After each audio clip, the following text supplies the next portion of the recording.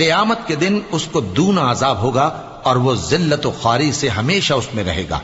مگر جس نے توبہ کی اور ایمان لایا اور اچھے کام کیے تو ایسے لوگوں کے گناہوں کو اللہ نیکیوں سے بدل دے گا، اور اللہ تو بخشنے والا ہے، مہربان ہے۔ اور جو توبہ کرتا اور عمل نیک کرتا ہے تو بے شک وہ اللہ کی طرف رجوع کرتا ہے،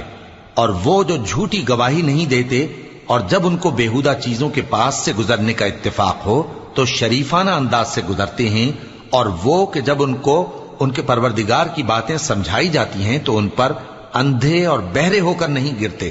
بلکہ غور و فکر سے سنتے ہیں۔ اور وہ جو دعا مانگتے ہیں کہ اے پروردگار ہم کو ہماری بیویوں کی طرف سے اور اولاد کی طرف سے آنکھوں کی ٹھنڈک عطا فرما اور ہمیں پرہیزگاروں کا امام بنا، ان صفات کے لوگوں کو ان کے صبر کے بدلے اونچے اونچے محل دیے جائیں گے